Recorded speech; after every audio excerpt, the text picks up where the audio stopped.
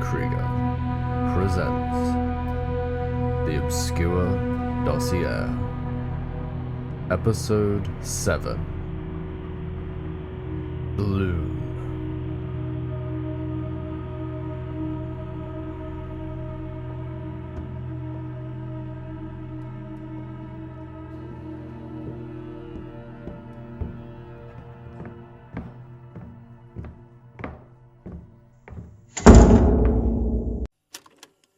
No, I need to record this now. I don't care if your department doesn't usually do live statements, especially not for files like this. This can't wait. You understand this is highly irregular. Our standard procedure is written reports, carefully reviewed, sanitized. Live recordings are discouraged, especially with sensitive cases. I know your department handles the weird stuff most people won't touch. If this wasn't important, I wouldn't be insisting on a live recording. Very well. But know that once this recording is made, it becomes part of the official archive. No edits, no redactions, full transparency. That's exactly why it needs to be now. No filters, no delays. This needs to be investigated before it's too late. Fine. Let's begin. Statement of Claire Lansing, lead botanist of the Antah Flora Expedition. dated 24th of March, 2025. Statement begins. I honestly don't know where to start. Every time I try to put it into words, it feels like I'm missing something, like the pieces won't quite fit together. But maybe the best place to begin is with a question. Do you know where Antah is? No? Most people don't. It's a remote, almost forgotten region tucked deep in the western ranges of the South American Andes. Hardly marked on maps and even harder to reach. That's what made it so valuable for us. An untouched ecosystem, isolated enough to preserve species that might not survive elsewhere. Places like this are rare these days. My work has always been about uncovering the hidden stories plants tell, how they evolve, adapt, and survive in extreme environments. It's not just about finding new species, it's about understanding relationships, how flora supports fauna, how they interact with the climate, the soil, even the microorganisms beneath our feet. For years, I've led expeditions into remote, often hostile territories, piecing together these stories. This particular mission was designed to document the flora of a previously uncharted valley within Antah's high-altitude cloud forests. The hope was to collect samples, study their genetics, and contribute to conservation efforts. The region's isolation meant there was a real chance of discovering something entirely new. There were no expectations beyond solid science. No legends, no speculation, just the quiet hope that we might uncover another piece of the vast puzzle of biodiversity. Our team was small, 5 of us in total. I led the expedition, but each member brought expertise critical for work ahead.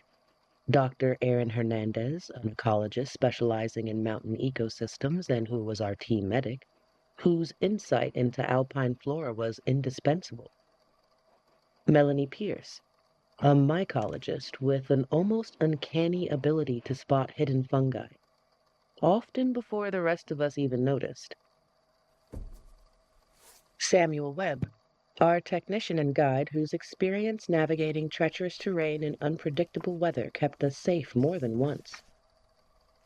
And Elsie Grant, our cataloger, meticulous in documenting every specimen, note, and subtle change we discovered.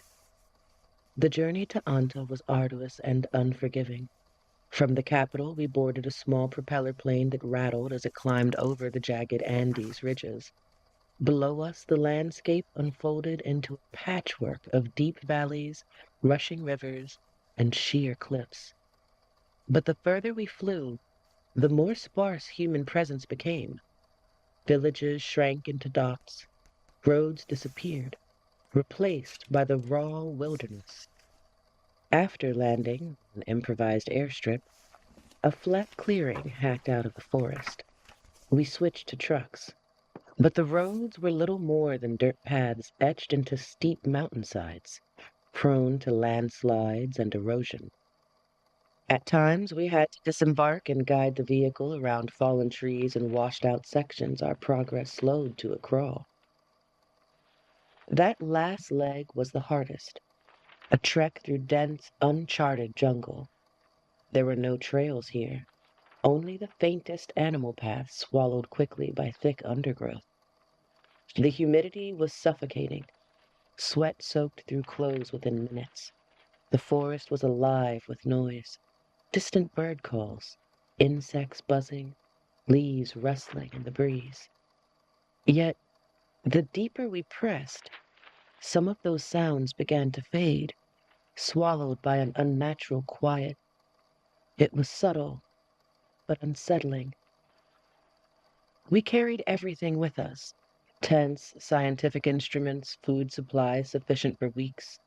No villages, no towns, not even a ranger station nearby. The nearest contact with civilization was hundreds of kilometers behind us. When we finally set up camp near a narrow cold stream that cut through black basalt rock, the sense of isolation was total. No radio signal, no satellite connection, just the dense forest and us, completely alone. That silence, it was almost like the forest was waiting. The first few days were, by all accounts, exactly what we had hoped for. We cataloged dozens of plant species, some familiar, some utterly new to us. The forest was breathtaking. Towering trees draped in moss, their trunks twisting skyward like ancient pillars. Orchids and bromeliads clung to branches in delicate clusters, their colors vivid against the deep greens. Ferns carpeted the forest floor, weaving a soft, almost otherworldly tapestry beneath our feet. The air was thick with the scent of earth and blossoms, a complex, heady perfume that shifted with the light and breeze. At times, shafts of sunlight broke through the canopy, illuminating patches of flowers that seemed to glow with an inner light. It was a paradise for any botanist, alive, vibrant, and full of secrets waiting to be uncovered. We were cautious, meticulous. Every specimen collected was carefully documented and photographed. Notes were taken on soil conditions, surrounding flora, altitude, and weather. Days passed in a rhythm of discovery and routine. Each morning spent mapping the terrain, each afternoon dedicated to sample collection.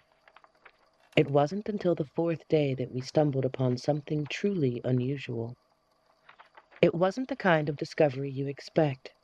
No sudden flash of light, no dramatic moment. It was subtle.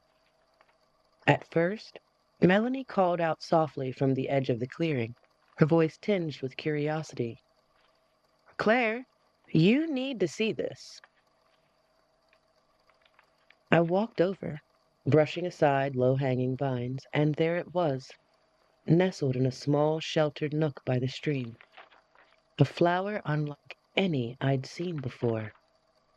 The petals shimmered with an iridescence that caught the light like liquid glass. Colors shifted and rippled across its surface, blues blending into purples, then fading into greens. It was exquisite, almost hypnotic. More than its beauty, though, there was something else, something almost alive about it, like it was aware of us, watching. It's a common theory in botany and mycology circles. Plants and fungi don't have brains or nervous systems like animals, but they communicate, respond to stimuli, and adapt in ways that hint at a form of sentience or collective awareness. Research on mycorrhizal networks, sometimes called the Wood Wide Web, shows how trees and fungi share nutrients and information across vast underground connections. Plants can send chemical signals warning neighbors of danger or altering their growth based on environmental cues. But this flower felt different. It sat alone, surrounded by familiar leaves and plants, yet somehow it felt utterly separate, foreign. I remember standing there for a long moment, just looking, trying to take it all in. At that point, it was simply a remarkable find, one more wonder in a place that felt full of them. Over the next hour, we set to work as we always did. Photographs, sketches, soil samples. We treated the flower like any other rare specimen, wary of its delicate structure, but confident in the routine we'd followed countless times. It was Melanie who crossed that invisible line. She was leaning in to adjust a measuring tape when her boot sank into a patch of soft moss. The ground gave way slightly, and she lost her balance, pitching forward just enough for her bare forearm to brush the edge of a petal. It was the briefest of touches, a whisper of skin across iridescent silk, but enough. She pulled back sharply, brushing herself down with a half laugh. Just a slip, she said, brushing her hair from her eyes and brushing the spot where her skin met petal. At first, it was nothing more than a faint discoloration, like a smudge of pollen or dust. We gave it no second thought. The forest was dense with strange resins and spores. A spot of sap or some irritant wouldn't have been out of the ordinary. We kept working until the afternoon waned and mist began rising from the undergrowth. The faint discoloration remained, but it didn't sting, didn't burn. We wrapped it loosely in a bandage as a precaution and left it at that. By the time night fell, it hadn't changed, and the mood around the campfire was light. Whatever this was, it was a passing quirk of the forest, one more oddity in a place that felt like a world apart. It was the next morning when things changed. As soon as the mist began to lift and the first rays of light fell upon the camp, Melanie noticed it. What had been a faint smudge the night before was now a lattice of threads, pale as pencil line, rising slightly from the surface of her skin. They weren't inflamed. They weren't weeping. They weren't spreading like an allergic rash or sting would. They resembled something else altogether. Faint ridges like the early pale bark upon a young sapling. We watched in silence as she pulled the bandage back and held her arm out for inspection. The threads twisted faintly in the morning light, a delicate branching network that hadn't been there the night before. Whatever this was, it was growing slowly, deliberately. Dr. Hernandez stepped forward, her brow furrowed as she examined Melanie's arm closely. "This isn't like any allergic reaction I've seen," she said quietly, pulling on latex gloves. "No inflammation, no swelling. It almost looks like some sort of dermal growth." She took a sterile swab and gently wiped it along the raised threads, her eyes narrowing. "We need to run tests back at camp. Blood work, skin biopsies. For now, keep the area covered and avoid any further contact." Her calmness helped steady the group. Beneath her professional tone, I could sense the same undercurrent of unease that had settled over us all. The rest of the team pressed on with their research, collecting samples and recording data on the surrounding flora. The forest seemed as vibrant and indifferent as ever, but our focus had narrowed sharply on Melanie's condition. I stayed close to camp, alternating between overseeing the equipment and keeping an eye on her. After a few hours, I stepped away to check on another sample site, leaving Melanie resting under the canopy. When I returned, I found her sitting on a fallen log, rubbing her leg with a furrowed brow. "Melanie?" I asked, concern tightening my voice. She looked up, forcing a smile. It's itchy, kind of sharp, prickling sensation. I called over Dr. Hernandez immediately. She knelt down to examine Melanie's leg and pulled back the fabric of her trousers. Beneath, patches of faint discoloration had begun to form, the same delicate lattice of pale threads spreading like slow-moving vines. Melanie's eyes widened. But I only touched the flower with my arm. How did this get here? Dr. Hernandez shook her head slowly. It's hard to say. It could be transferable, by touch, or maybe something more, contagious. We need to isolate her for now, establish a quarantine until we understand the risks. I nodded, a tight knot forming in my chest. The jungle's beauty was a sharp contrast to the growing unease in our camp.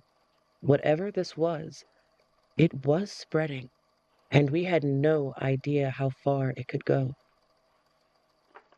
The next day, the atmosphere in camp had shifted. The usual sounds of the forest, the chirping birds, the rustling leaves, felt distant, almost muted beneath the weight of what was unfolding. Melanie's condition had worsened overnight. Her skin, once marked only by faint discoloration, now bore patches of a sickly green hue. The delicate lattice of threads had darkened, spreading across her arm and creeping onto her neck and parts of her torso. She winced frequently, brushing at the growing itch and sting of it as if trying to banish the sensation. It was quickly apparent that whatever this was, it was progressing far faster than any of us anticipated. We were too far out, too deep in the heart of the jungle, and the medical resources we had brought with us weren't enough. The decision was made to leave, to abandon the expedition, the site, and the months of preparation that had led us here. But transport wouldn't arrive for days. So we waited.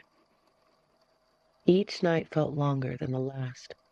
The air grew heavier, a mist that shimmered faintly between the trees, and the sound of the jungle became a constant, suffocating chorus. The rest of the team kept their distance from Melanie as her condition worsened. What had started as faint discoloration and fine threads now erupted into something almost botanical.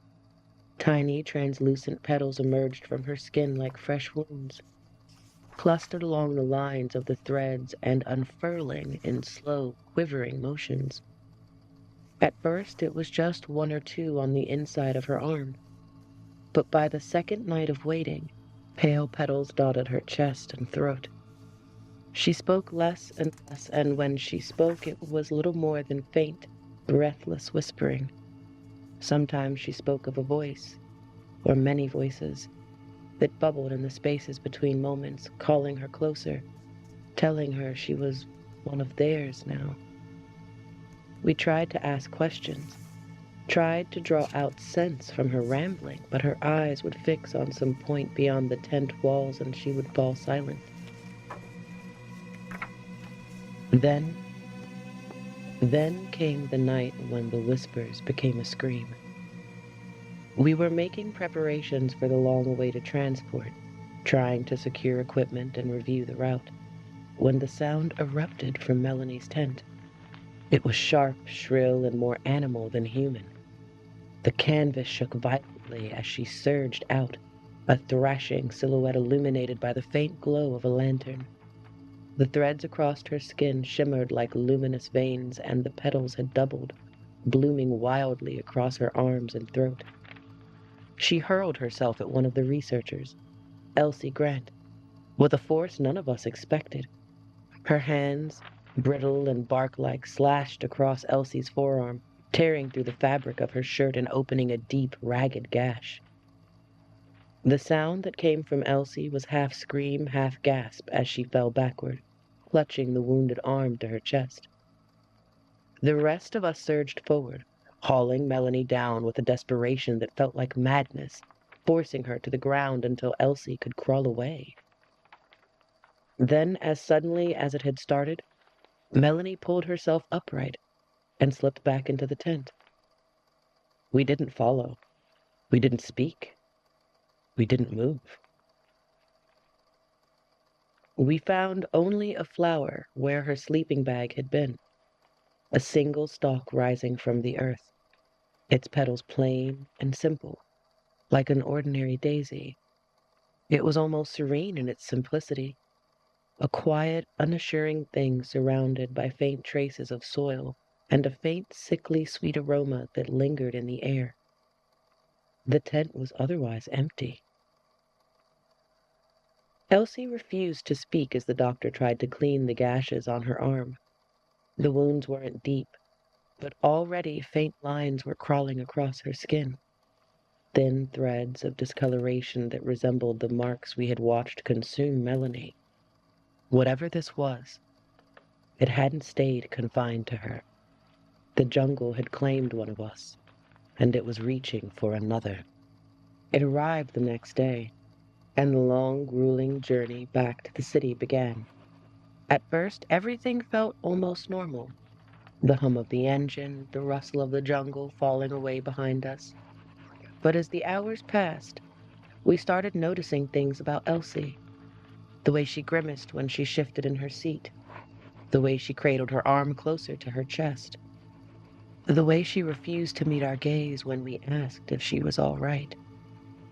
I should have pressed harder. Even then, deep down, I felt that something was wrong. But after the terror of the nights before, after the sheer weight of what we'd witnessed, I suppose I was still too shaken to risk another scene, too exhausted to demand answers. It's no excuse for what happened next. We arrived in the city late in the evening, exhausted and frayed. The moment we stepped out of the transport, it was clear that something was very wrong. Elsie was pale, clammy with sweat, her breathing ragged. When the doctor tried to help her, she pulled away sharply. And that was when we noticed it. Against the torn fabric of her shirt, faint petals peeked out, translucent and delicate, spreading like a slow, luminous rash across her skin.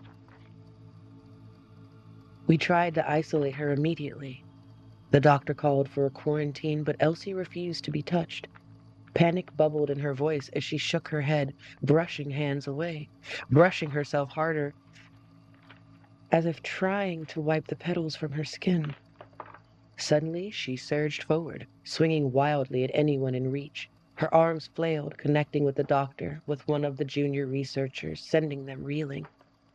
The sound she made was more a screech than a word as she pushed past and bolted out into the night. We gave chase, but the city was a maze of twisting streets and shadowed alleyways, and within moments she was gone. We searched until morning, calling her name until our voices gave out, but we never found her.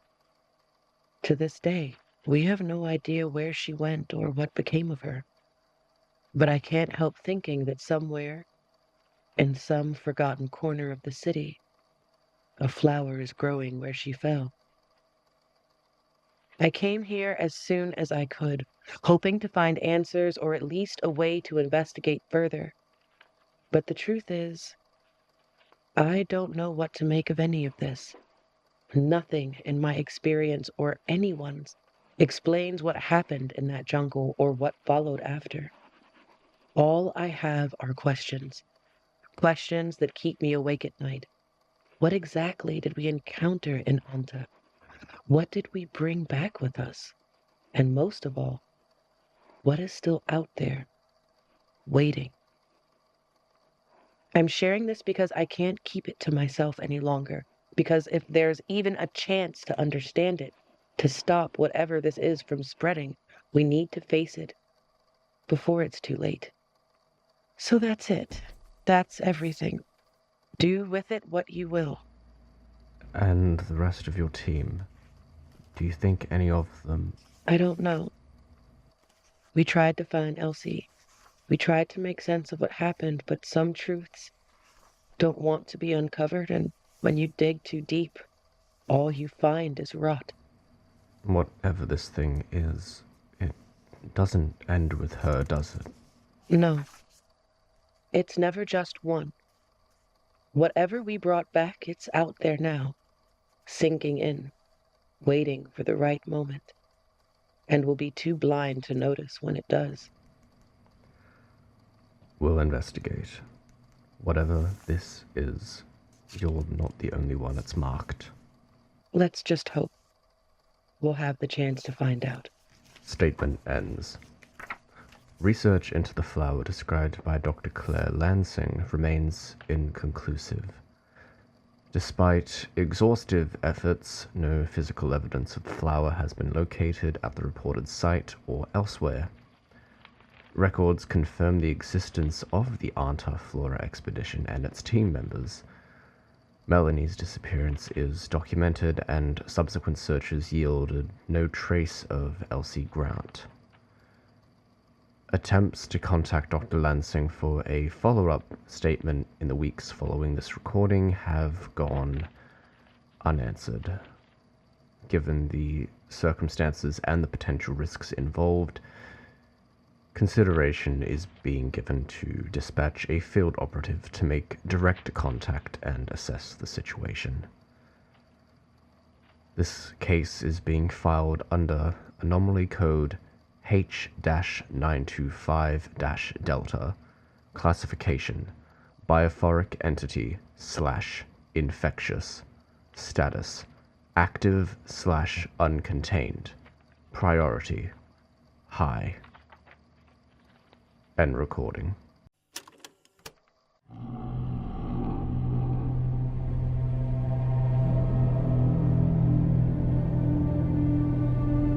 The Obscura Dossier is a podcast created by K.W. Krieger, licensed under a Creative Commons Attribution Non-Commercial Share-alike 4.0 international license. If you enjoyed today's episode, please like, drop a comment, and subscribe. And as always, until next time.